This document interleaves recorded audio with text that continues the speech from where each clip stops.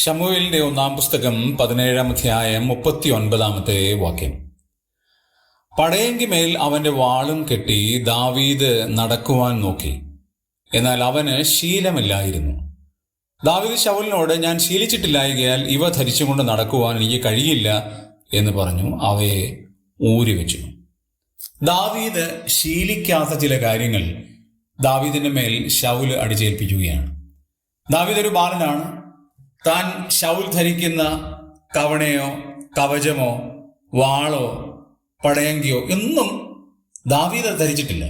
കാരണം ദാവീദ് ഒരു ബാലനാണ്, ആട്ടിടയനാണ്.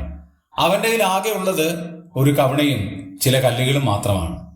പക്ഷേ ആ കവിണയും ആ കല്ലും ശൗലിന്റെ കാഴ്ചപ്പാടിൽ വളരെ നിസ്സാരമാണ്.